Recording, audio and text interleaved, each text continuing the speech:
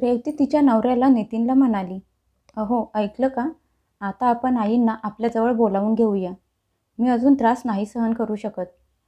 बायकोची अवस्था बघून नितीन म्हणाला, "ठीक आहे, मी स्वतः जाऊन आईला घेऊन येतो." रेवती त्याचं बोलणं मध्येच थांबवत म्हणाली, "पण तुम्ही आईंना आणायला गेलात तर मी एकटी कशी राहणार?" तिचं बोलणं ऐकून नितीन थोडा वेळ विचार करून म्हणाला, "तू असं कर, तू तुझ्या आईला तुझ्याजवळ बोलावून घे. मग मी आईला आणायला जातो." रेवतीने हो म्हणून मान हलवली आणि म्हणाली, "ठीक आहे, मी आत्ता आईला फोन करते." असं म्हणत तिने तिच्या आईला फोन केला. तिची आई म्हणाली, "कशी आहेस बाळा?" रेवती म्हणाली, "आई, नितीन माझ्या सासूबाईंना आणायला गावी जाणार आहेत. माझी डिलिव्हरीची तारीख पण जवळ आली आहे. मग तू काही दिवस माझ्याजवळ राहायला येशील का?" मुलीचं बोलणे ऐकून तिची आई थोडा वेळ विचार करून म्हणाली, "पण रेवती, मला माझ्या मैत्रिणीच्या वाढदिवसाला तिच्या घरी जायचं आहे. आणि तसंही ही तुझ्या सासूची जबाबदारी आहे. त्यांचा वंश पुढे वाढणार आहे का माझा?" आईचं बोलणं ऐकून रेवतीला वाईट वाटलं. ती म्हणाली, "पण आई, तू याबद्दल मला अगोदर काहीच बोलली नाहीस. आपलं तर फोनवर 3-4 वेळा बोलणं होत असतं." तिची आई म्हणाली, "अगं रेवती, माझ्या लक्षात राहिलं नाही तुला सांगायचं." असं म्हणत तिच्या आईने फोन ठेवून दिला. फोन ठेवल्यावर तिच्या डोळ्यातून पाणी आलं. ती बाहेर आली आणि भरल्या आवाजात म्हणाली, "नितीन, तुम्ही आईंना काहीतरी मार्ग काढून इथे घेऊन या." नितीन मोठा श्वास घेत म्हणाला, "ठीक आहे, मी बाबांशी बोलून घेतो. पण रेवती, तुझ्या आईने थोडं तरी ॲडजस्ट करायला हवं होतं ना? तू काय त्यांची मुलगी नाहीस का? तुझ्यासाठी त्यांची काही जबाबदारी नाही का?" नवऱ्याचं हे बोलणं रेवतीच्या मनाला लागलं. तशी ती रागात म्हणाली, "नितीन, तिच्याजवळ 100 कामं असतात. बिझनेस करणाऱ्यांना वेळ कुठे असतो?" नितीन तिचं बोलणं मध्येच थांबवत म्हणाला, "पण रेवती, बिझनेस तुझे बाबा करतात. आई तर घरात बसलेली असते." तशी रेवती विषय बदलत म्हणाली, "अहो, आईची तब्येत ठीक नाही. त्यामुळे चेकअपसाठी ती बाहेर जाणार आहे." खरं तर नितीन रेवतीच्या माहेराशी जास्त संबंध ठेवत नव्हता. मोठ्या श्रीमंत घरातले देखावे, मोठमोठ्या गोष्टी आणि मोजकीच नाती, या सगळ्यापासून तो कायम लांब राहत असायचा. रेवतीचं लग्न त्याच्याशी फक्त एका कारणामुळे झालं होतं, कारण तो एक सरकारी नोकरदार होता आणि चांगल्या पोस्टवर काम करत होता. हीच रेवतीच्या माहेरच्या लोकांसाठी खूप महत्त्वाची गोष्ट होती. दुपारच्या वेळी नितीनने त्याच्या घरी फोन केला. त्याच्या बाबांनी फोन उचलला. नितीन म्हणाला, "हॅलो बाबा, कसे आहात?" त्याचे बाबा म्हणाले, "मी ठीक आहे." नितीन म्हणाला, "बाबा, मी रेवतीच्या डिलिव्हरीसाठी फोन केला होता. मला आईला घ्यायला गावी येण्यासाठी सुट्टी मिळत नाही. तुम्ही असं करा, आईला ट्रेनला बसवून द्या. मी तिला स्टेशनवर घ्यायला जाईन." मुलाला टेन्शनमध्ये बघून त्याचे बाबा म्हणाले, "नितीन, तू काळजी करू नकोस. पण तुझ्या आईने आजपर्यंत एकटीने कधीच प्रवास केला नाही. तू तिला स्टेशनवर घ्यायला वेळेवर जा, नाहीतर ती घाबरून जाईल." त्याच दिवशी संध्याकाळी नितीनच्या वडिलांनी त्यांच्या बायकोला विमलताईंना ट्रेनला बसवलं आणि सगळी डिटेल मुलाला सांगितली. रेवती आता निश्चित झाली होती. जेव्हा नितीन आईला घेण्यासाठी स्टेशनवर पोहोचला, तेव्हा त्याची आई खूप घाबरलेली होती. पण मुलाला समोर बघून त्यांची सगळी भीती गायब झाली. मुलाला बघून त्यांच्या डोळ्यातून पाणी आलं. मुलाला चांगल्या पोस्टची सरकारी नोकरी मिळालेली बघून त्या खूप खुश होत्या. मुलाच्या घरी आल्या विमलताईंनी घरातली सगळी जबाबदारी सांभाळली. घरात कामवाली पण होती, तरी पण विमलताई स्वतः सगळं करत असायच्या. त्या घरी आल्यामुळे रेवती आणि नितीनला खूप शांती मिळाली होती. 15 दिवसातच रेवतीने एका गोंडस मुलाला जन्म दिला. तिची सासू दिवस-रात्र नातवाची आणि सुनेची काळजी घेत होत्या. रेवतीची आई फोनवर फक्त विचारपूस करत असायची. एका शहरात राहत असून पण तिची आई मुलीला, नातवाला बघायला पण आली नव्हती. फक्त फोनवर विचारपूस करत असायची. नितीनचा मुलगा त्याच्या आजीच्या कुशीतच वाढत होता. त्यांच्याजवळ तो खूप खुश असायचा. हळूहळू रेवतीच्या सुट्ट्या पण संपल्या आणि तिने ऑफिसला जायला सुरुवात केली. ती कामावर गेल्यानंतर विमलताई दिवसभर एकट्याच घरात असायच्या. कधी-कधी त्या खूप उदास व्हायच्या. अधूनमधून नितीन त्यांना बाहेर फिरायला घेऊन जायचा. तरी पण घरात एकटीला त्यांना करमत नसायचं. एक दिवस त्यांच्या वडिलांचा फोन आला. ते म्हणाले, नितीन, माझी तब्येत ठीक राहत नाही. आता मला जेवण पण बनवता येत नाही. त्यामुळे तू तुझ्या आईला गावी माझ्याजवळ पाठवून द्यायची व्यवस्था कर. वडिलांचं बोलणं ऐकून नितीन म्हणाला, ठीक आहे बाबा, मी उद्याच आईला घरी पाठवून देण्याची व्यवस्था करतो. त्याने विचार केला की एवढे दिवस आई त्याच्या जवळ राहिली आहे. त्याचं घर, त्याच्या मुलाला सांभाळलं आहे. मग तिच्यासाठी एक चप्पल आणि काही गिफ्ट घ्यावीत म्हणून तो आईला खरेदी करण्यासाठी बाहेर घेऊन निघाला. तशी रेवती म्हणाली, अहो, मी पण तुमच्यासोबत येते. तिची सासू म्हणाली, नितीन, तू एक काम कर, तू आणि रेवती बाहेर जा. मी राहुलसोबत घरातच थांबते. बाहेर खूप गर्दी असते आणि राहुल पण राहणार नाही. नितीन म्हणाला, ठीक आहे आई, मी रेवतीला घेऊन जातो. मॉलमध्ये गेल्या गेल्या एका दुकानात नितीनची नजर एका पैठणी साडीवर पडली. ती साडी बघून तो मनातल्या मनात म्हणाला, ही तर आईच्या आवडीची साडी आहे आणि हा रंग पण तिला खूप आवडतो. ही साडी बघून ती खूप खुश होईल. त्याने विचार न करता पॅक करायला सांगितली. तशी रेवती तिथे त्याच्या जवळ आली आणि हळू आवाजात म्हणाली, अहो, मी पण माझ्या आईसाठी एक साडी घेऊ का? नितीन म्हणाला, हो हो, का नाही, तू साडी घेऊन काउंटरवर ये. जवळजवळ 2 तास खरेदी करून ते दोघे घरी पोहोचले. त्याने सगळ्या पिशव्या उचलून बाजूला ठेवल्या. रेवतीने त्या सगळ्या पिशव्या कपाटात उचलून ठेवल्या. फ्रेश झाली आणि तिच्या सासूला मदत करायला किचनमध्ये गेली. नितीन मनातल्या मनात आईचा चेहऱ्यावर येणाऱ्या आनंदाची कल्पना करत होत्या की त्याची आई जेव्हा ती साडी आणि नरम चप्पल बघेल तेव्हा तिच्या चेहऱ्यावरचा आनंद तिचा सगळा थकवा क्षणात गायब करेल. याच आनंदात तो आईसाठी खरेदी केलेली साडीची आणि चप्पलची पिशवी आणायला खोलीत गेला. पण तिथे गेल्यावर त्याने जे बघितलं त्याने त्याच्या पायाखालची जमीनच सरकली. पिशव्या उघडून बघितल्यावर त्याच्या चेहऱ्यावरचा रंगच उडाला. आईसाठी घेतलेली साडी एकदम स्वस्तातली आणि साधी होती. चप्पल पण एकदम साधारण होती.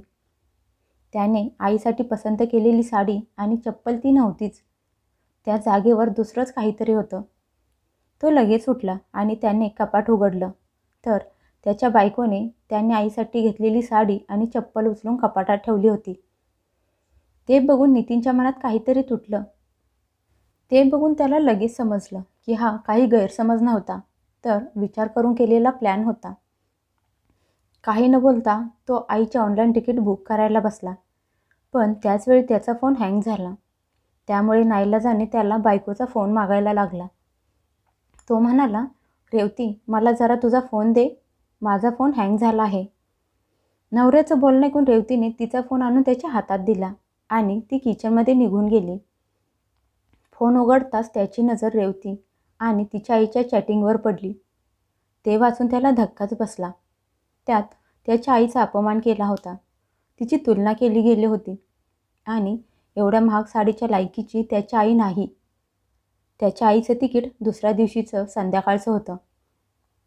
सगळी व्यवस्था झाली होती, पण नितीनच्या मनात एका वेगळ्या बेचैनीनं घर केलं होतं. रात्री तो झोपला होता, पण त्याला झोप लागत नव्हती. बाजूला झोपलेली त्याची बायको रेवती त्यावेळी त्याला जगातली सगळ्यात सुंदर स्त्री वाटतच नव्हती, तर सगळ्यात परकी वाटत होती. त्याला राहून राहून तिचे आणि तिच्या आईचे चॅटिंग आठवत होते. त्याच्या आईची केलेली चेष्टा, तिचा केलेला अपमान आठवत होता. स्वतःच्याच घरात होत असलेला अन्याय बघून त्याला स्वतःला खूप लाचार झाल्यासारखं वाटत होतं. त्याला त्याच्या आईने केलेला संघर्ष आठवायला लागला. त्याच्या आईने त्याच्यासाठी तिच्या छोट्या छोट्या गरजा, इच्छा दाबून त्यांची स्वप्न पूर्ण केली होती. त्याच्यासाठी खूप मेहनत केली होती. स्वतः एक वेळ उपाशी राहून त्याला पोटभर जेवायला दिलं होतं.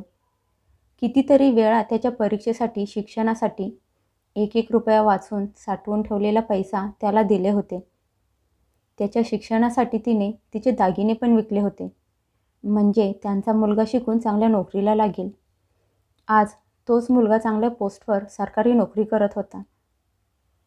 त्याच्या मनात फक्त एकच गोष्ट घुमत होती, जर आज तो सगळं माहीत असून पण शांत बसला तर तो स्वतःच्याच नजरेत कायमचा उतरेल. आईची विकलेली दागिने तर तो तिला कधी परत देऊ शकत नाही, पण तिचा सन्मान आणि तिच्या भावनांची किंमत तर तो नक्कीच चुकवू शकतो.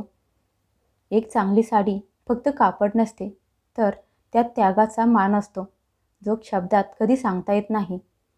त्या रात्री त्याने निर्णय घेतला की तो हा अन्याय होऊ देणार नाही. तो गुपचूप उठला आणि त्याने त्या पिशव्या बदलल्या. त्याने कपाटातून आईच्या सामानाच्या पिशव्या बाहेर काढल्या आणि गुपचूप आईच्या बॅगेत ठेवल्या आणि येऊन शांतपणे झोपला. दुसऱ्या दिवशी रात्री राहुल त्याच्या आजीला सोडायचं नावच घेत नव्हता. खूप रडत होता, कारण त्याला आजीचा लळा लागला होता. त्याच्या छोट्या छोट्या बोटांनी आजीच्या साडीला पकडले होते. हे बघून विमलताईंचे डोळे भरून आले, पण ओठांवर ते शांत हसू होतं. नितीन आईला सोडून एक दिवस तिथेच राहिला आणि दुसऱ्या दिवशी घरी परत आला. घरी आल्याला त्याला जाणवलं की रेवतीचा तोरा बदलला आहे. तिच्या चेहऱ्यावर नाराजी स्पष्ट दिसून येत होती. तिने नवऱ्याला घरी आलेलं बघितलं आणि म्हणाली, नितीन, तुम्ही आईंच्या समोर माझा अपमान केलात. मी माझ्या आईला त्या साडीचा फोटो पाठवला होता. ती साडी मला खूप आवडली होती, म्हणून मी ती माझ्या आईसाठी बाजूला ठेवली होती. नितीनने मोठा श्वास घेतला. शांत पण ठामपणे म्हणाला, रेवती, मी तुझे आणि तुझ्या आईचे चॅटिंग वाचले होते. तू स्वतः तर कायम ब्रँडेड आणि क्वालिटीबद्दल बोलत असतेस. मग माझ्या आईसाठी निर्णय घेण्याचा अधिकार तुला कुणी दिला? माझ्या नोकरीमुळे तुझ्या आईला मी तिचा जावई बनण्याच्या लायकीचा वाटलो. पण तुम्ही दोघी मायालेकी हे विसरून गेलात की या पोस्टपर्यंत मला ना तू आणि ना ही तुझ्या आईने पोहोचवलं आहे. इथपर्यंत पोहोचवण्यासाठी माझ्या आईची मेहनत आणि तिने केलेला त्याग आहे. त्यामुळे माझ्या पगारावर सगळ्यात अगोदर माझ्या आईचा आणि वडिलांचा हक्क आहे. जर खर्च मी करत असेन तर क्वालिटीचा निर्णय तू एकटीने कसा काय घेतलास? तू दोघींच्या सोबत बरोबरीने वागली असतीस तर मी जास्त खुश झालो असतो. तू बोलत आहेस की मी तुझा अपमान केला. अगं, मी तर तुला माझ्या कुटुंबाच्या नजरेतून उतरण्यापासून वाचवलं आहे. नवऱ्याचे बोलणे ऐकून रेवतीने लाजेने मान खाली घातली. नितीन बाहेर निघाला होता. तेवढ्यात त्याच्या वडिलांचा फोन आला. त्यांनी त्यांच्या बायकोचा एक फोटो पाठवला होता आणि हसून म्हणाले, अरे नितीन, तुझ्या आई ही साडी नेसल्यावर ओळखूनच येत नाही. खूप छान दिसत आहे. तेवढ्यात त्याच्या आईचा आवाज आला. त्याची आई म्हणाली, अहो, आपल्या मुलाच्या सोबत आपल्या सुनेने पण माझ्यासाठी ही साडी पसंत केली आहे. तुम्ही का जळत आहात? त्या फोनवर सुनेला खूप आशीर्वाद देत होत्या. फोन ठेवल्यावर नितीनच्या चेहऱ्यावर हलकं हसू आलं. तो मनातल्या मनात बडबडत म्हणाला, माझ्या आईला बिचारीला काय माहीत की मी माझ्या बायकोच्या चेहऱ्यावरचा चांगुलपणाचा पडदा टाकला आहे. म्हणजे तिचे सुंदर रूप आणि चांगुलपणा बनून राहील. बराच वेळ नितीन बाल्कनीत उभा होता.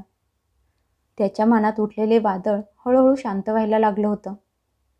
खोलीत रेवती शांतपणे बसली होती. ती सारखी दारातून बाहेर उभ्या असणाऱ्या नवऱ्याकडे बघत होती, पण तोंडातून शब्द बाहेर येत नव्हते. तेवढ्यात राहुल रडायला लागला. रेवतीने मुलाला उचलून घेतले.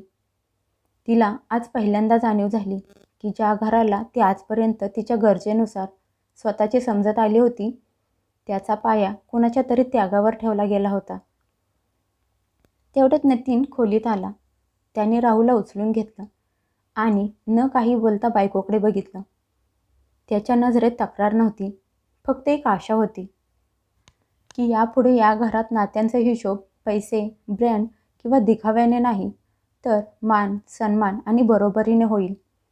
रेवतीच्या डोळ्यातून पाणी यायला लागलं. तिच्यातला अहंकार त्या डोळ्यातल्या पाण्यासोबतच वाहून गेला. तिला तिच्या चुकीची जाणीव झाली होती. ती काही वेळ नवऱ्यासमोर काही न बोलता उभी राहिली आणि नंतर थरथरत्या आवाजात म्हणाली, नितीन, मला माफ करा. मी नात्यांना फक्त माझ्या सुविधेप्रमाणे बघितलं, पण तुमच्या आईने या घराला आपलं समजून सगळं काही सांभाळून घेतलं. नितीन हळू आवाजात म्हणाला, रेवती, माणसांची खरी ओळख त्याच्या पैशांनी किंवा पदाने होत नाही, तर या गोष्टीने होती की तो त्याच्या आईवडिलांना, त्यांच्या त्यागाला किती समजतो.